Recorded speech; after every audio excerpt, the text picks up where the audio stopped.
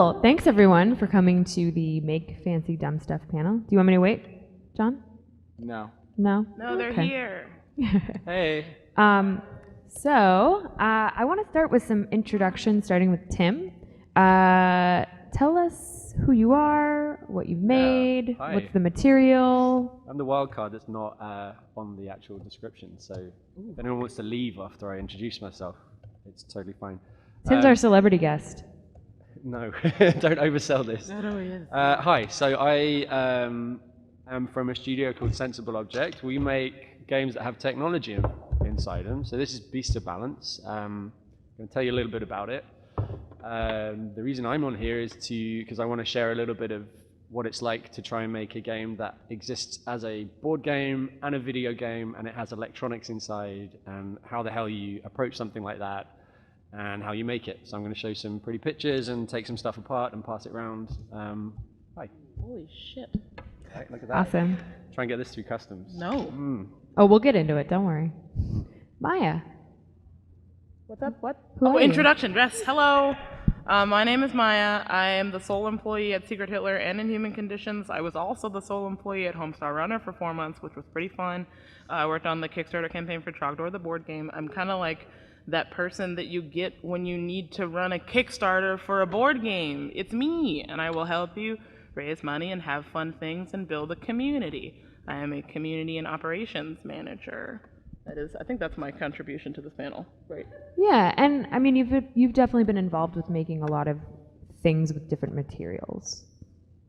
So Yes. like the box for Secret Hitler. Oh yeah, I helped make the box for Secret Hitler. That is Yeah. true. The wooden one? Yes, that is true. The wooden box. cool. I did help design the box. The Yeah. wooden box for Secret And Hitler. you've been involved with all of the components for Trogdor. That's true. Yes, I was involved with those as well. Mhm. Also, I think with Inhuman Conditions, just like the various components, like, you know, maybe a water gun isn't the correct item to use in That's this true. game. I was one of the first people who was like, when you die, I feel like shooting people with a water gun is like invasive in some weird ways.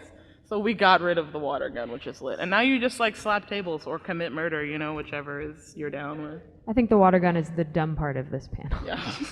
And I also have this cool shark. Thanks, Tim. Jordan. I'm Jordan Draper. I make board games now, but I used to study architecture and work on products. And I also hand sewed and made a couch and did a bunch of weird stuff when I was growing up.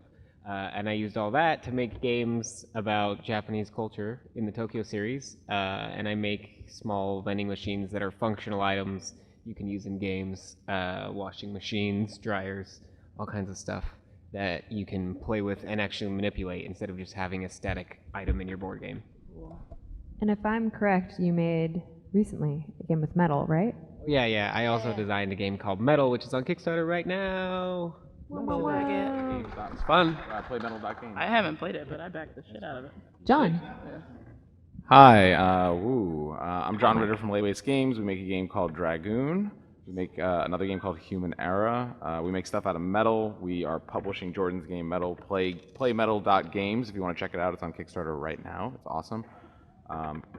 We just do weird things that people look at us and go, don't do that, and we go, we're going to do it anyway. So, yeah. And if I'm correct, most of the games that we're mentioning here on this panel are playable on the PAX floor. I think everything with the exception of Secret Hitler. I guess technically you could go to the sit down and Yeah, play. you could play the Secret Hitler. They have copies in the Tabletop HQ, so Yeah. you could play Secret Hitler in the free play. Trogdor, the board game, is not here.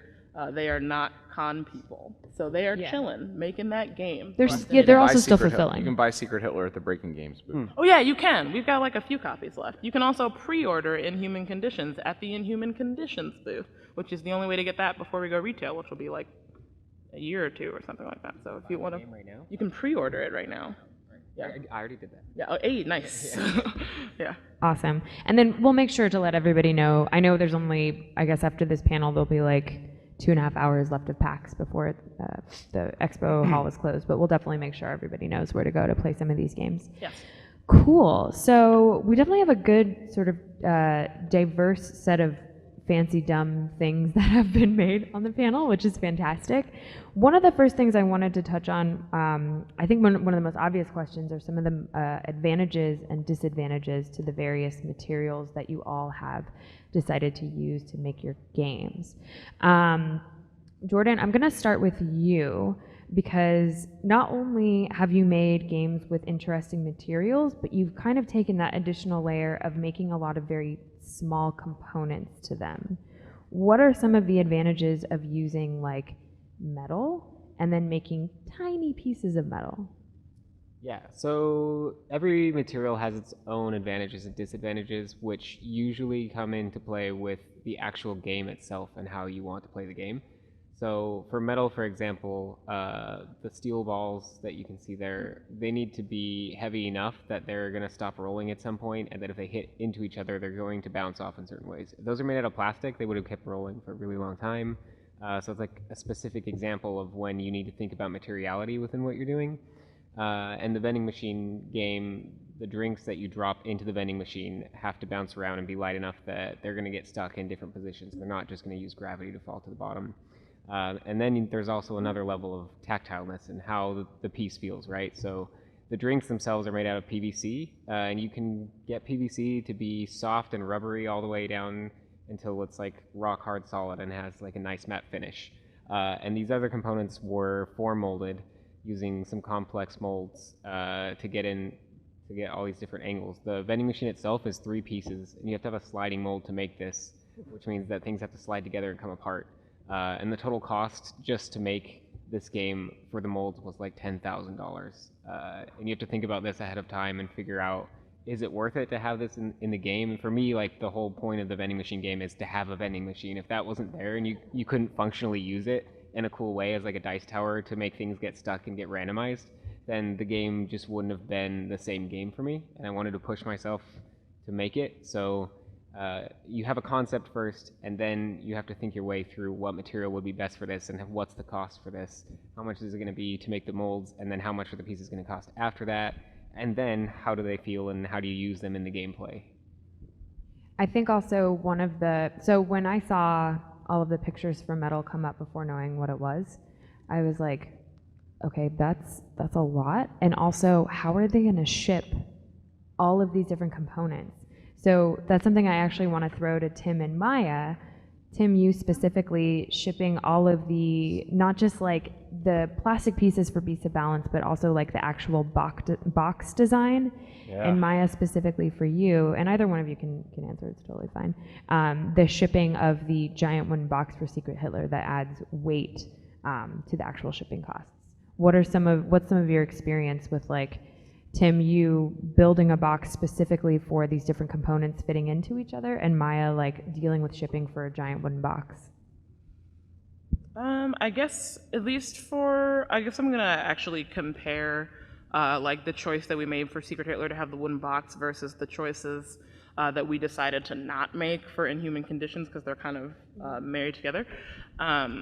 It kind of becomes like you have to sit down and think about what you want to achieve from the thing that you're making. Kind of like what Jordan said, what you were saying, is like, if it's not actually a vending machine, if it's not doing vending machine things, then, like, if you're sacrificing too much so that it no longer does vending machine things, you have to find that point right before it stops, like, sacrificing the entire purpose of the product, where it, like, goes well with shipping and all the other factors there. So, like, for Secret Hitler, we wanted it to look awesome. We wanted to have a wooden box, and let me tell you, it came through many iterations, this box. And I actually have, if anyone is ever in Chicago and wants to see, I have every wooden box that we've ever made, from the very beginning until the 12th version of the wooden box, in like a drawer somewhere. And the thing we were trying to achieve was that we wanted it to look and feel like heavy and tactile, but we also had to worry about the fact that it's huge. 1,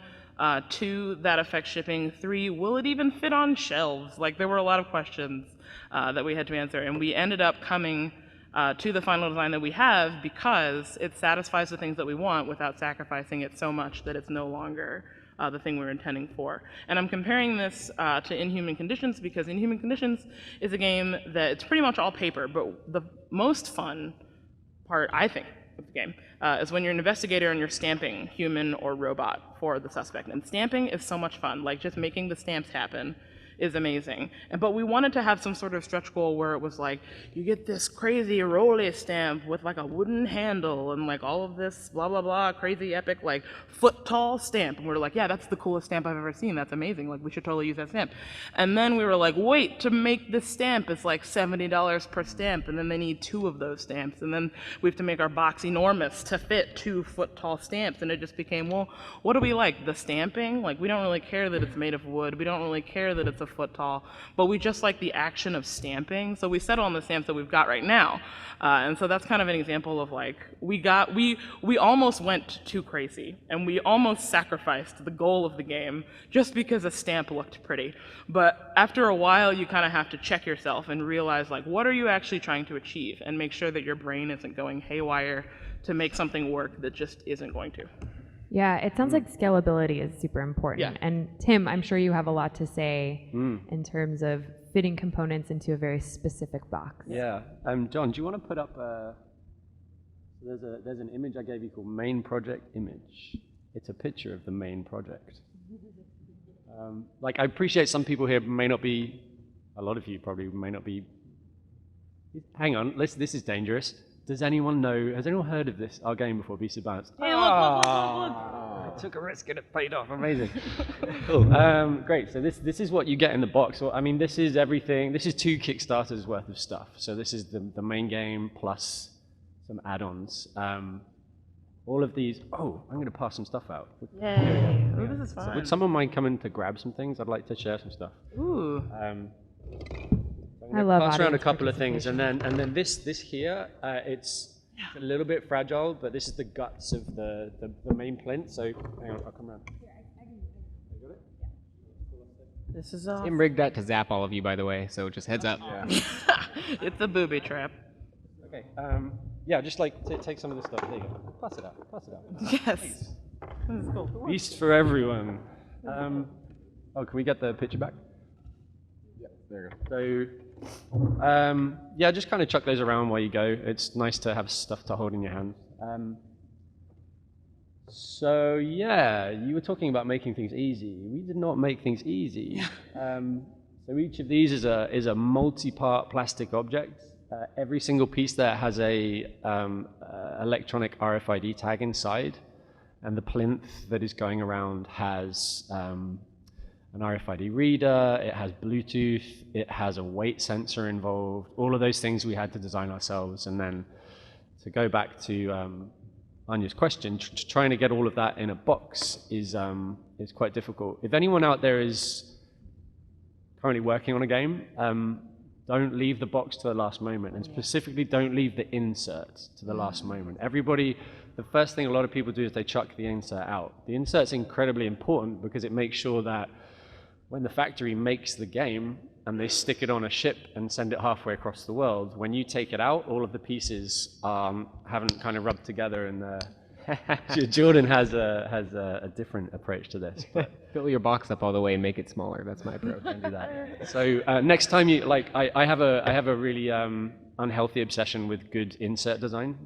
So next time you look at a game, look at how all of the pieces fit in their compartments, and that's done to make sure that when you open it, everything's fresh and it isn't beaten up. So originally, the game box had a specific cavity for each piece. And we soon found out that people might spend a lovely hour playing the game, but they'd then spend the following 2 hours trying to get everything back in the right place.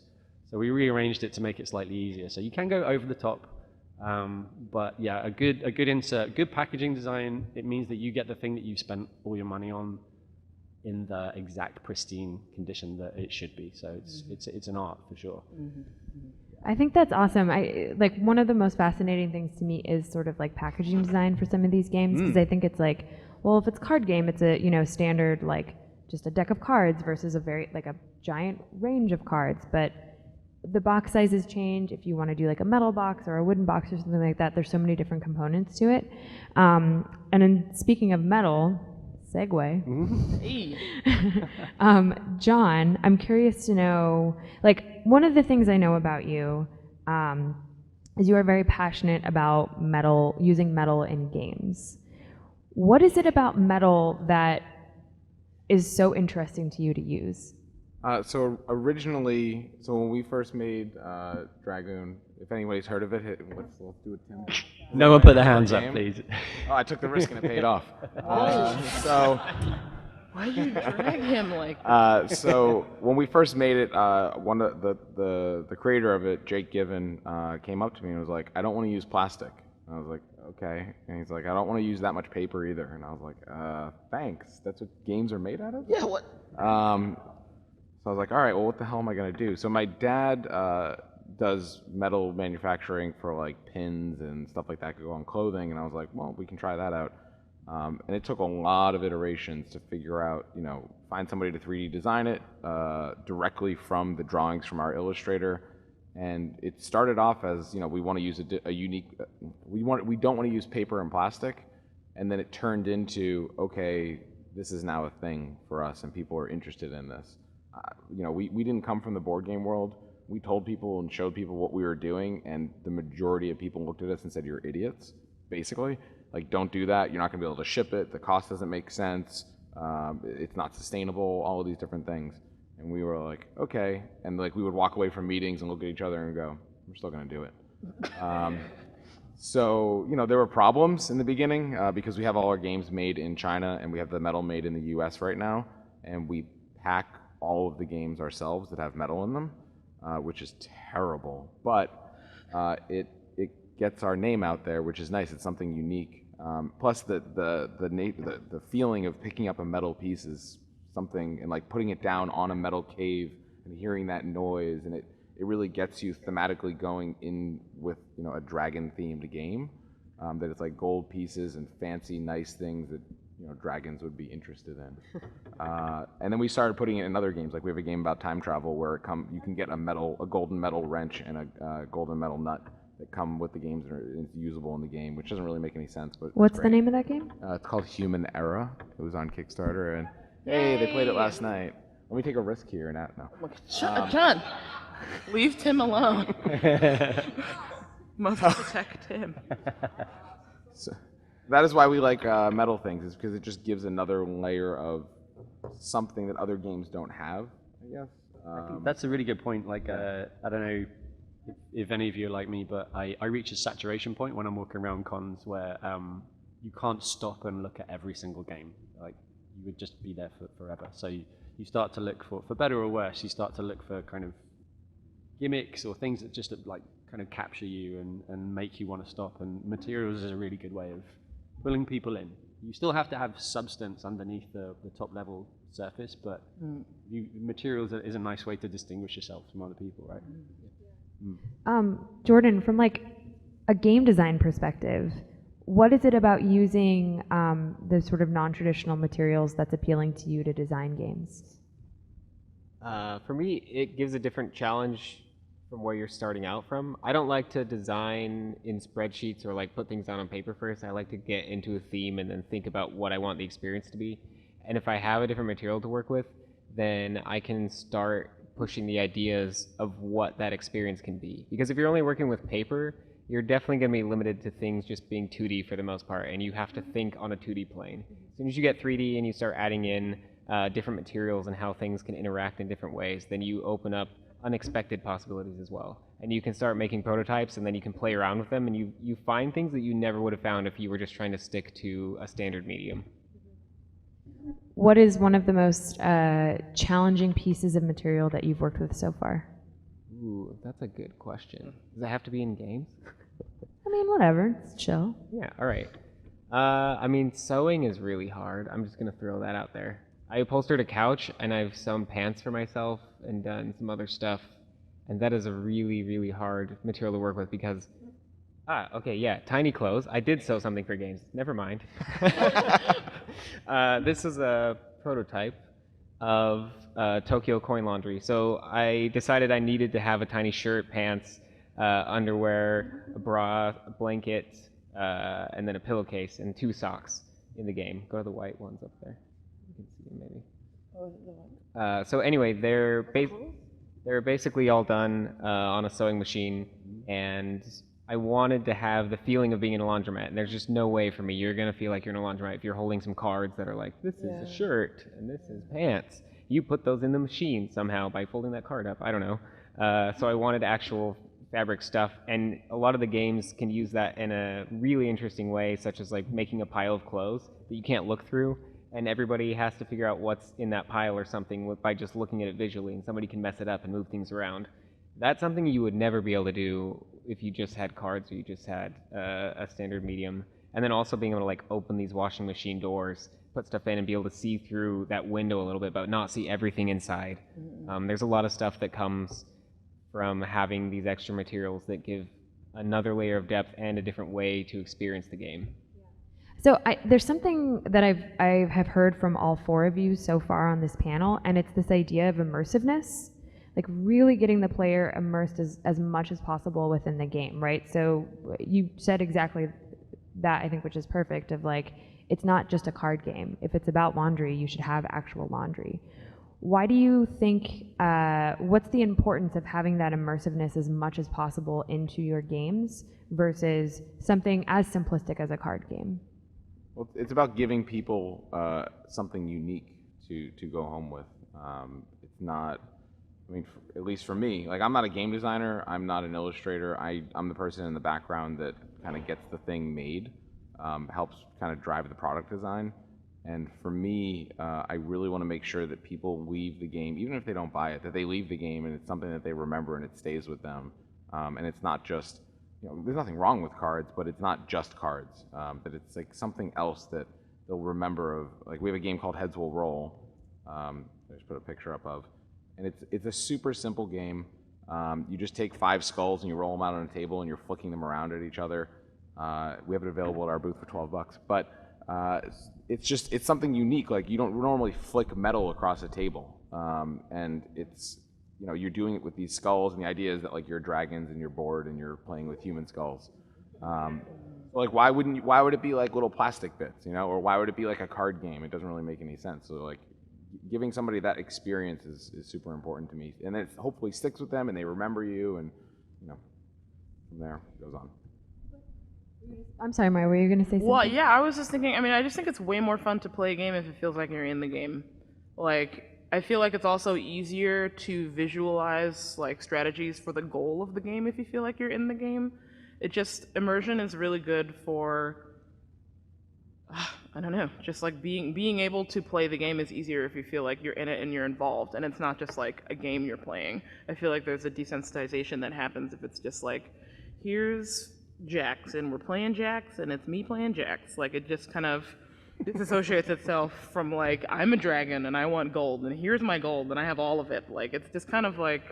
Yeah, being able to touch the thing that you're thinking about instead of just visualizing it is a big difference. Yeah, maybe I just like RPGs or whatever, but, like, I don't know. It feels good to, like, be in the game and, like, be doing the thing that the game wants you to do. Not just because it's a game, but because, like, you are that character, you are that dragon, you are that laundromat human, you know. Thank you. Yeah, it just feels good. Beast of Balance does that well with like Yeah, dude. you guys. Like we can't do what we do is we don't have sound and stuff like that, and you guys have a whole other layer. I was going to say, I've been doing some work recently on, yeah. Do it. Don't do it. Fuck it, I'm going to tell you. It doesn't matter. It's just that, so I do a lot of kind of like R&D messing around with things, and something I've been really interested in is dice. So dice are fantastically super traditional things. Everyone knows how to use a dice. They come from like knuckle bones.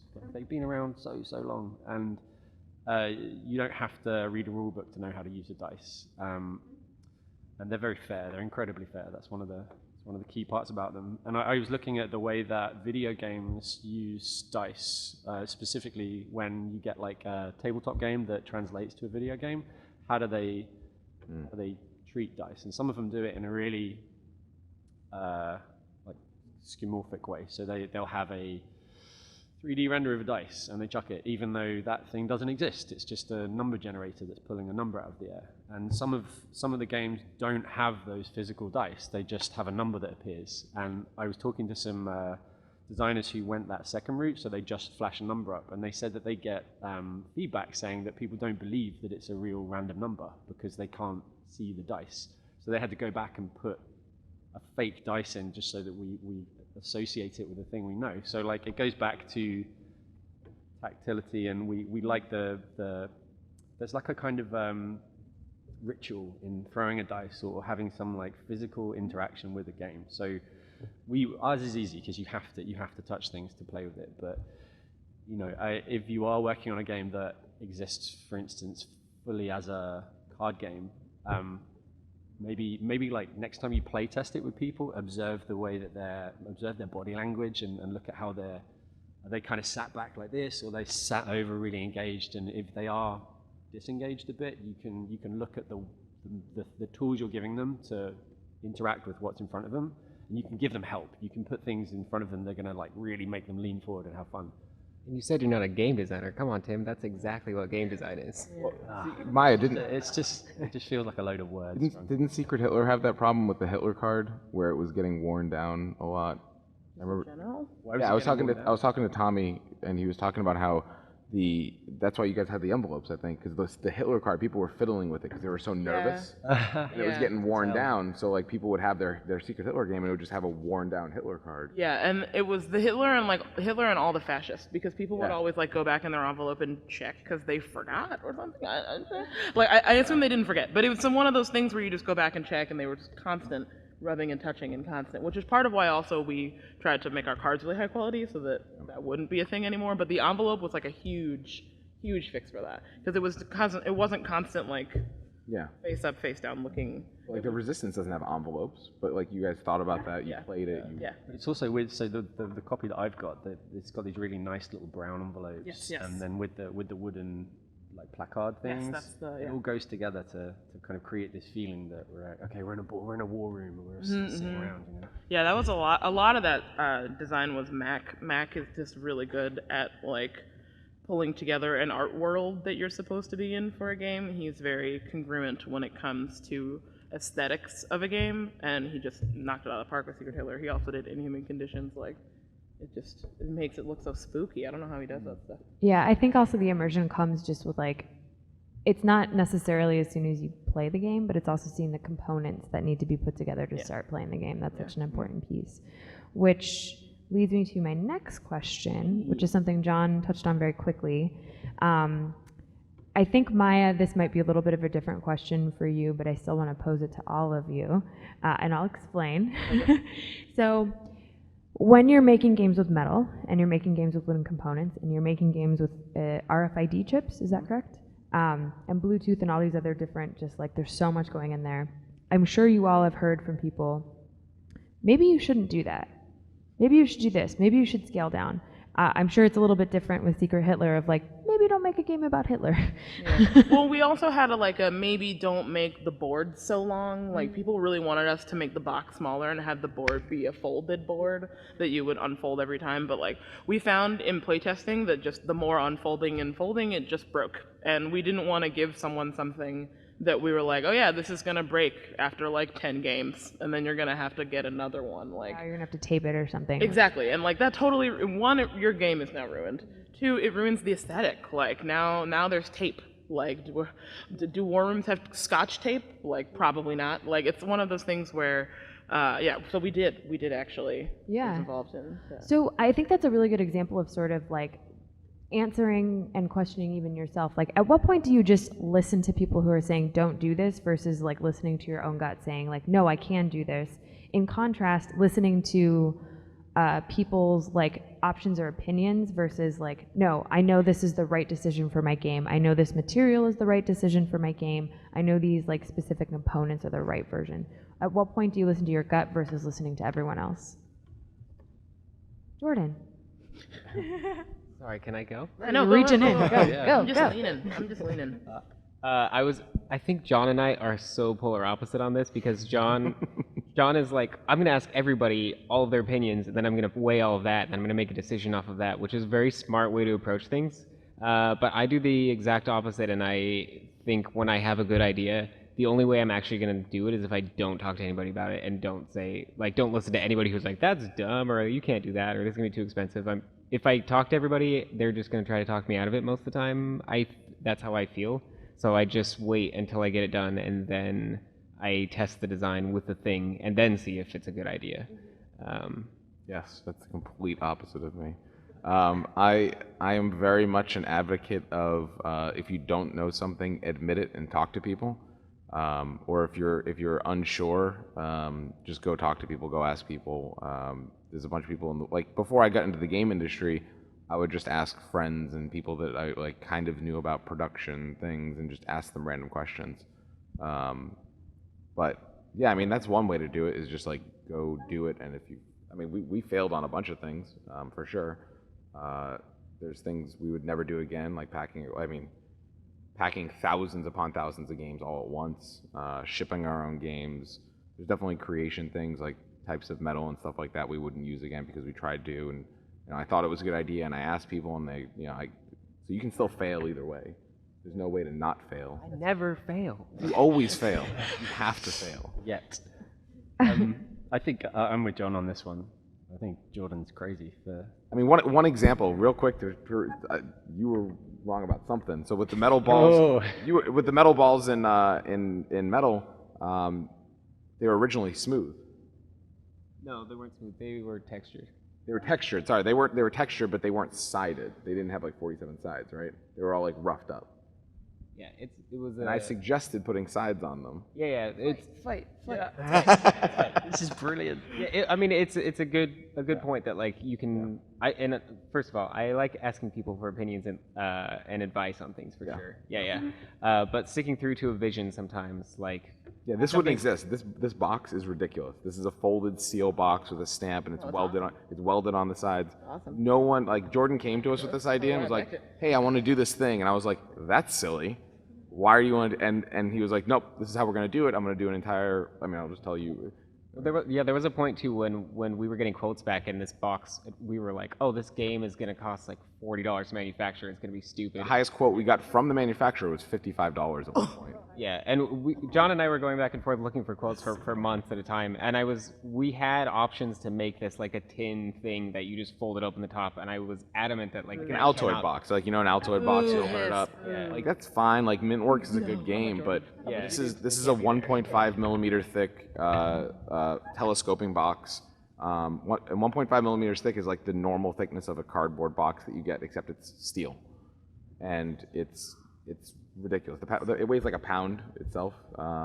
It's silly. Yeah. But again, this is like a good point to make, that if you have a vision, you can look around and look at options, but if you really think that vision is important for the product and that's going to make the product, you have to stick with it to the end, like we did. I think, so I wondered, can you put a video up? Because I want to show all the different things that go into our thing. It's called, oh, you might want to mute as well. It's got some awful music. Yeah, which one? Manufacturing final, no button. Yeah. So like... Is it playing? Yeah, it's playing. If we can... Put it. Yeah, I know, that's what I was wondering. Put it on the screen. Yeah. Yeah, like full screen it as well. Full screen. So this is, so look at it, but listen to me. So this is just like a compilation of the manufacturing methods that go into some of our stuff. Like, do you want to kill the sound? Just listening to that, I think my response would be, the problem with games is that because it's a creative endeavor, anyone can have an opinion about what's good and bad, which is great, but that doesn't mean you should listen to everybody. But it also means that going on gut is quite difficult because you tend to want to naturally design for yourself. You think everyone makes games that they want to play, but it turns out not everyone's the same. So making something that might only end up appealing to you or a small amount of people, I mean, that's fine, but it also may end up kind of coming back to bite you because you may not be able to sell it to that many people. So the way I like to distinguish it is certain people will objectively know more about a thing than you will. So certain people will know more about metal than you will, or more about injection molding, or putting NFC tags into stuff, and QA testing and certification and logistics and all this kind of stuff. You can't make those kind of decisions on gut, or if you do, you're going to wind up in trouble, especially if you're doing a Kickstarter, because it's very easy to put together a page and say, hey, I 3D printed one of these, and it's kind of cool, so sure, let's go. And then you find out that you've got like if it goes well, like tens of thousands of them to make, and all of a sudden the next 50 years of your life is going to be manning a 3D printer. So you want to reach out to find someone who knows about things like manufacture. Game design, fine. If you want to just have a singular vision and just go for it, then by all means. But just remember that not everyone thinks exactly the same as you do, and maybe the more people that you can just like kind of please with the thing you're making, the better the end payoff maybe. Hey, I was so happy on that. That was the first copy that came off the line. Yeah, like I mean, like I just put that up there to show if we approach this, the things that we make with any kind of attitude apart from we know this much and we need to know this much, so therefore we need to find all the other people. If we didn't approach it with that attitude, it would have been an absolute clusterfuck. Maya, do you have anything? I was just going to say, like, testing stuff out is pretty much my experience with doing these things. If someone's like, hey, do it this way, I'm like, all right, I'll give it a shot. And then if it doesn't work, that was a bad suggestion. But then if it works, like, okay, maybe I learned from you in this moment. So yeah, I would say, at least from my experience with this stuff, it's just going ahead and doing it if you have the time or the energy. But sometimes it helps because you might learn something about something that you didn't know before. Yeah. It sounds like the best approach is, there kind of isn't a best approach. Yeah. It's just sort of like kind of what works for you. If you know listening to your gut is the exact right thing to do, that's great. If it's ask every single person that you've ever met in your entire life. That's terrible. Don't do that. That's what he does. Don't do that. We'll call that the John method. Don't do that, John. Oh my I mean, God. there are a lot of things that just won't work. Like if you were like, I'm going to sell a game for $20 and it includes a car. Well, the other I thing mean, that's that's probably not going to work, right? yeah. I want like one other little thing. I think you have so in the UK we have a saying which is kill your darlings. I believe you call it killing your babies, which is just horrifically worse. Well, we're America. You don't call it that? We call it kill your babies. I don't know what Okay. either of these things. Oh, we really? call it. All right. No. Okay, kill your darlings. So the idea is like don't be afraid to cut things if it's gonna make the experience better. Don't get attached to things, right? Makes sense. So like I don't know how it applies to babies. Yeah, A what? bit much, but like I've I've only been never more heard attached- this. you know. You're attached to other things besides babies. That Seems You say drastic. darlings, I don't know, someone told me this, but so like, if you absolutely think your game is the most perfect thing in the world, but you watch people playing with it and they consistently come back with advice, you have to listen to that advice. Like, don't listen to everybody, just listen to the things that apply, I guess. Also, it's important if you're asking for advice that you're asking for advice from somebody who knows what they're talking about a lot of the time, or is good at doing the thing that they do. Like going to professional game developer is going to get you steps and bounds beyond what you would have done if you just went to play testing in a normal. Yeah, but I still think that's good though. I think it's good too. That's something we talk about a lot is like finding the fun. So next time you play a game out there, and you've gone through the tutorials, like take a step back and think, what's the fun part about this? Is there like a kind of core mechanic that you just absolutely makes the game amazing, or is it just lots of little scrappy things that kind of stitch together? And a game designer won't be able to tell you won't be able to just kind of like put aside all of their knowledge and just go, oh yeah, I see the good bits. Yeah, think both like- sides of the coin, right? Yeah, I think like if you include like if you're saying that you're going to go to people who are good at what they do, then like go to people who play games a lot because they're good at playing games a lot, which is like something that will also help you with what you need. So I think it's kind of like but they're part of it. Game players are part of Yeah, people who know. they're both good for different reasons, right? Mhm. Yeah. And asking pointed questions is very helpful. I mean, if you ask somebody, did you like the game? And they go, yes, and walk away, Yeah, that's doesn't not. really help you. But if you say, listen, I'm working on this mechanic or I'm working on this material, did you like that thing? Or what can you explain, how you interacted with it and what your experience was? Or You can get a little bit more information than like, was it fun? Yes, thank you, bye. Do you like the questions that we always ask are what was the most fun bit and what was the least fun bit? Then you kind of everyone's going to have different scales, but everyone thinks differently about stuff. There was a trick that we used to use it. I also realized I never introduced myself. Oh yeah. I'm so sorry. Hi, I'm Anya. I work at Kickstarter and games. And I used to work at Nickelodeon. And there was a trick that we used at Nickelodeon when we would play test. And so we would have, like if it was like a new SpongeBob game or something like that, or like a new Turtles game, we would have 2 games up on a computer. and we would say, okay, here's the Turtles game. We want to test the Turtles game. And we'd have kids. Kids are, in my opinion, the best playtesters because they haven't developed some of those social skills yet to say like, I don't want to hurt someone's feelings. They're going to be very honest about like, I like this or I don't. It sucks. But if you put them in a situation where they have two options, so play this turtle game, we would track how long it would take for them to stop playing that Turtles game and then immediately switch over to the SpongeBob game. And that was a good indicator of like, they stopped playing at this level either because it was too hard or they got bored. That was that was like invaluable when we were making games at Nick. Yeah, that's a really good idea. Weird bit of advice, but Turtles being Teenage Mutant Ninja Turtles. actual turtles. Oh, No, of actual course, turtles. yeah. Okay, all right. Yeah, I was like, what the fuck? Yeah, we were turtle racing at Nicole. What the fuck? Maya, I want to throw this question to you first because I feel like you might have a lot to say, and I'm very excited. Okay. Hi. Hey.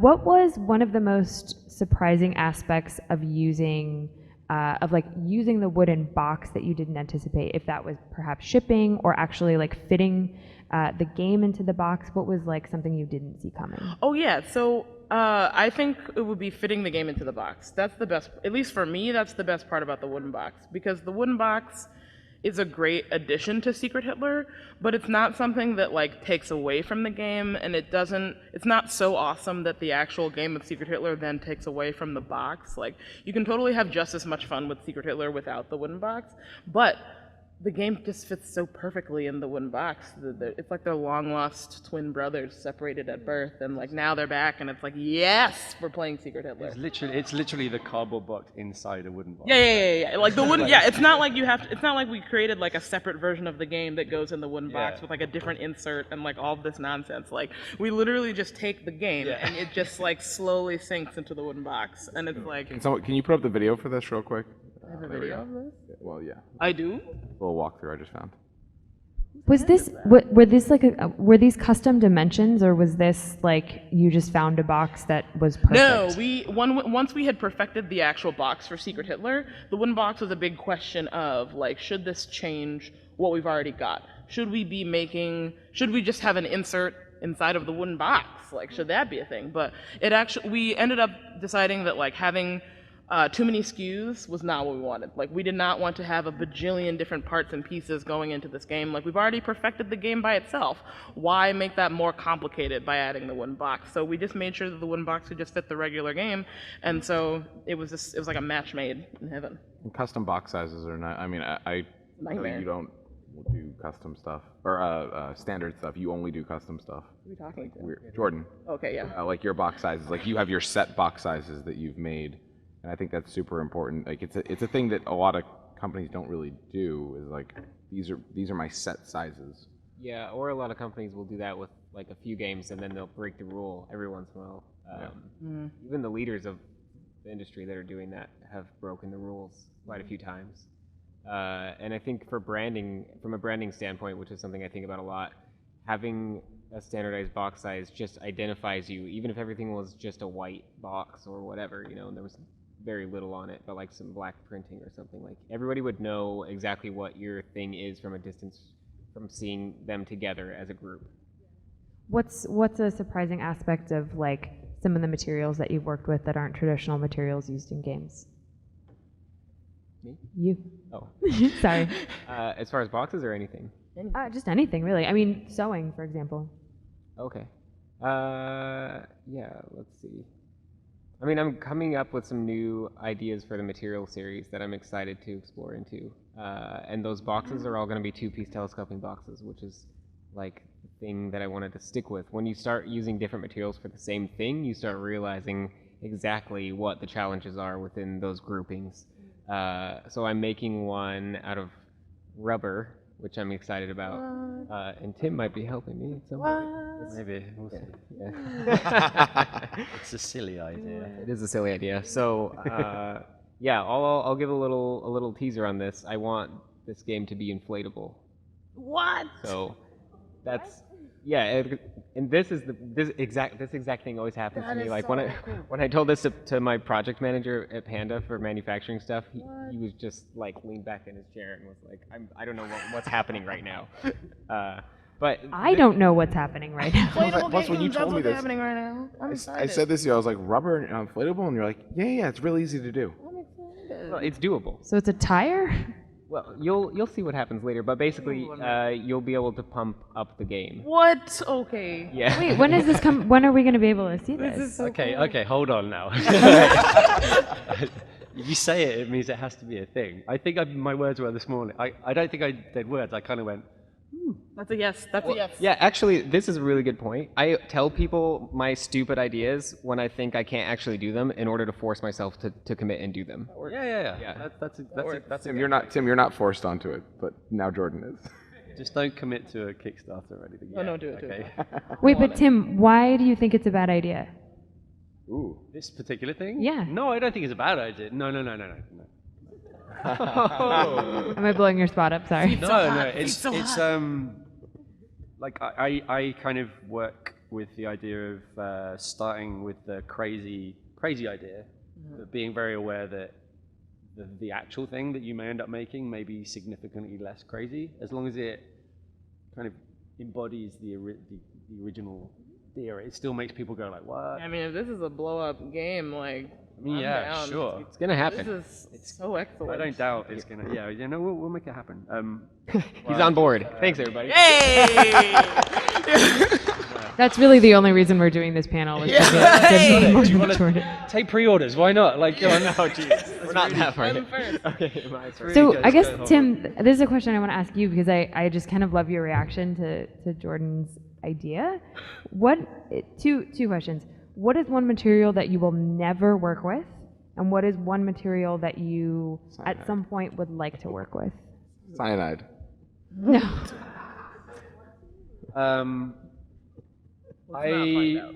Excuse me while I jump on my incredibly high horse at the moment. I don't want to make any games that have disposable plastic anymore.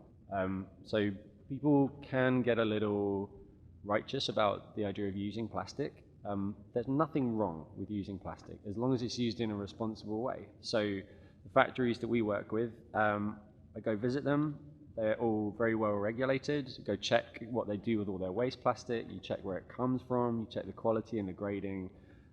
Like, say what you want about Chinese manufacturing. It gets there's a stigma attached to it. But if you go to the right places, it's incredible. Some of these factories are like, or the only factories we use, they're spotless. They have very good working conditions, and they use very well resourced materials. So, but the one thing that I don't like is single-use plastics. I think it's great that there is seems to be a bit of a tide change, and not necessarily straight in games, but in the idea of like plastic bottles. Boo.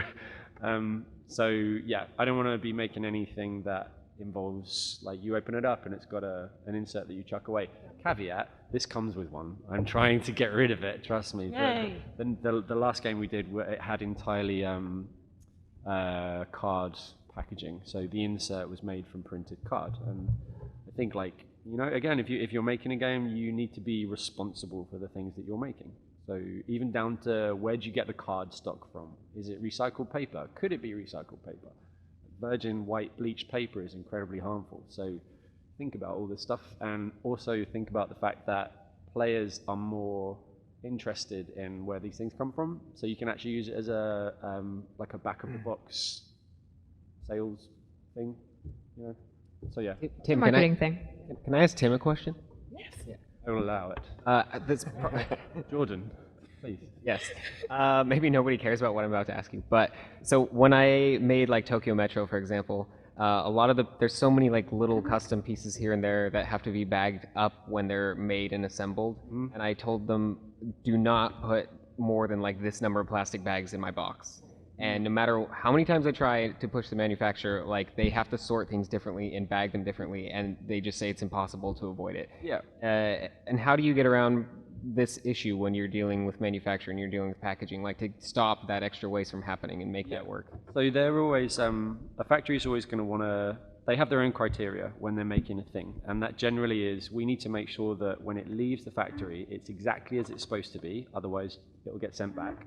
And also, that when it gets sent halfway around the world on a ship that's kind of doing this and has temperature fluctuations that go from like 50 degrees C to minus 50 degrees, that when it comes out the other end, that it's not going to be a mangled mess. And they're always going to want to do that by padding it out and putting as much protective stuff in.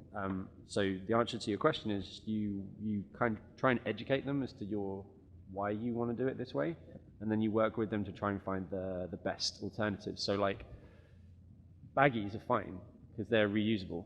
A lot of games nowadays are coming with reusable baggies. They're good for sorting. They're not meant to be chucked out. Like cellophane wrap, not so much. But like some of the thinner baggies and like having bags inside of bags for separating pieces that could be in the original bag, stuff like that. Something that I don't know. I would probably talk about other materials that they could use to do the same effect. So you got to realize they're doing it to try and protect the thing that you want to make, first of all. And then you got to work with them to try and find like a compromise. So maybe there's like a wood pulp. You know, like when you buy a new TV and you take it out the box and it's got that kind of grey corrugated cardboard stuff. That's actually really good because it's recyclable and it's usually recycled. So maybe like that sort of thing. Cool. Thanks for the pro tip, buddy. No problem. Thanks for the question. Would you say that it's a goal, maybe like, because I think sometimes when it comes to environmentally friendly thought process, I think sometimes we, especially here in the States, we can think of things in extremes. So it's like all recycled or nothing. But would you say maybe if someone is, and I mean, I would definitely also encourage everyone to try to be as environmentally friendly as possible, instead of focusing on like everything that I'm making needs to be 100% recyclable, or like I want to be as wasteless as possible. Yeah. Instead, maybe like start at a goal of maybe like 60 to 70%, because even that is like hugely effective. I think it's probably even less than that. It's just do what you can. Yeah. Like I think don't let a feeling that you need to be absolutely pure and with the things you make, don't let that stop you from making the thing, but just be responsible for what you're making. Like maybe plastic, if you can avoid making something plastic, explore it. But that's when it comes down to not trying to do it all yourself. And you know, you don't want to become like a materials expert just to find the right thing for your meeple. Just kind of ask around. And Oh, there's something. I don't like meeples. Oh, what? Sorry. Why don't you like meeples? They look generic. I don't like generic pieces. Put it that way. The idea. Generic pieces. That's something. Are you mocking me right now? Yeah, I think he is. No, I'm not mocking you. I don't. Totally, it's fight. I know you don't either. Oh, okay. All right. We're on the same team. This is why we're friends. Let's hug. Yeah. Oh, okay. That was cute. What is happening? This panel's gone off the rails.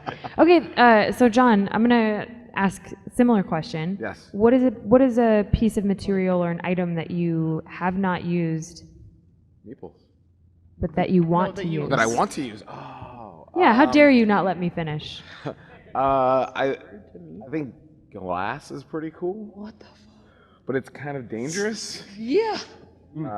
Glass and knives and nails.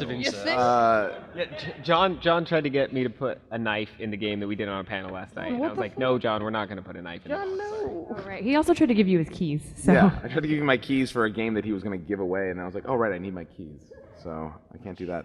I'm wondering if there are any games that come with glass. Right? Yeah.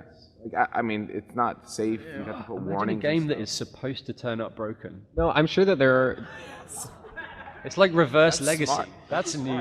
I think we just invented a trademark, category. copyright. Yeah. Where's Rob? I'm sure there's a game that has a small glass bottle in it somewhere.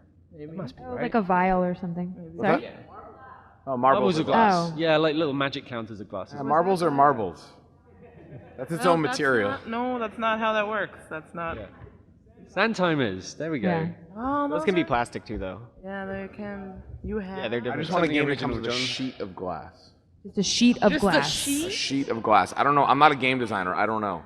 But I do the manufacturing. Sounds like I want a game where I run and jump through a window. Yeah. It's a stuntman game or a stunt person game, and you have a piece of glass and you run in. I don't know. Maya, what's something that you want to see in some of your games moving forward? I want to see those pill things that you put them in the water and they turn into like dinosaurs. Yes.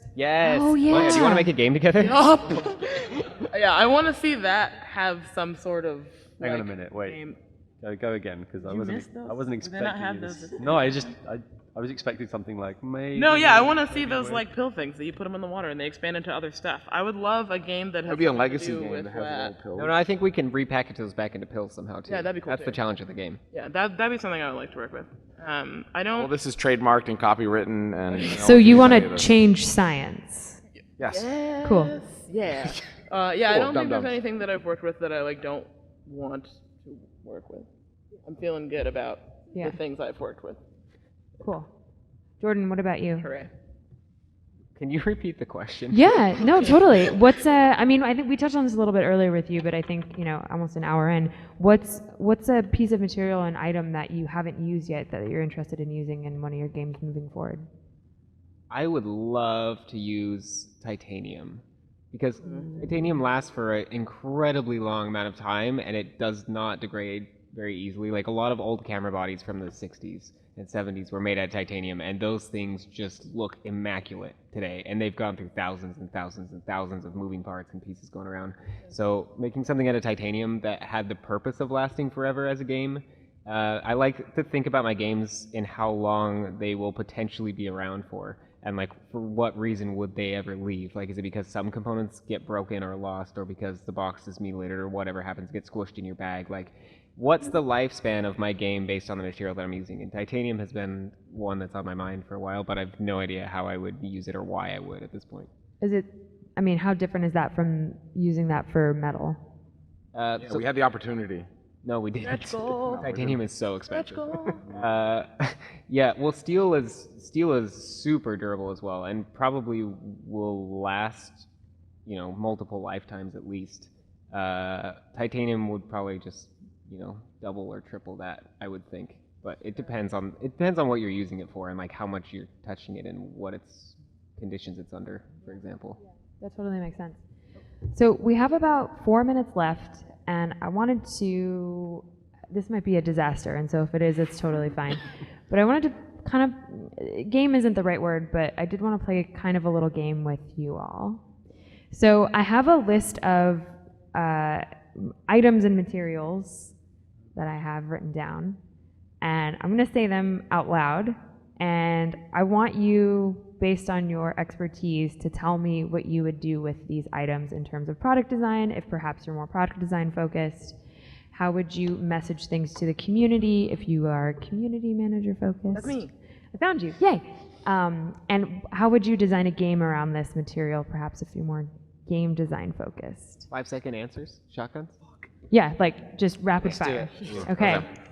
Okay. Oh boy. Ready? All right, you ready? Ready. Who starts? Whoever. I'm just going to say it and somebody just answer. Oh my god. Okay? Okay, go. I'm stressed. 5 seconds. Living flowers or plants? All right, Tim goes first. So. How would you manufacture it? No, You John. manufactured living plants?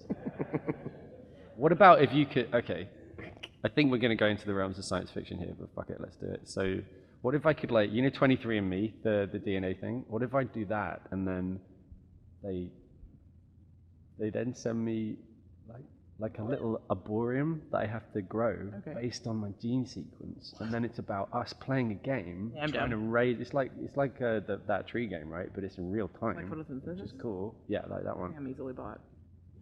And we just play it. We play it over life. I got it. I like it. I like it. I like I'm glad it. you stopped me because I don't know where that No, was it's great. going. It's great. Anyone else? Living flowers or plants? I'm sure. Oh, I just think it'd be cool if you had a game that's just like, here's this flower crown, and then it died, and then you still wore it, and it was It was like a one-use. Oh, man, I love it. Yeah, that was my idea almost. Yeah. My idea was thinking of these little plant seed pods that would be in the box, like set on a grid inside of there, and then you would water and take care of them, but only one at a time, and it would grow out, and then you would have something that would happen, like the game based on which holes it came out of or something, and how you manipulate it and put it back I think inside. you've just invented gardening. I'm pretty sure that exists. Gardening the game. Nailed it. Okay, I have, we have 1 minute, and so, oh my gosh, I have 4 of these, and I can't Go, go, go. decide. Just do one. Boiling water. What? Boiling water. I like the game of No, tea. I don't want to work. I don't want to work with boiling Nope, terrible. water. Okay, No. LED lights.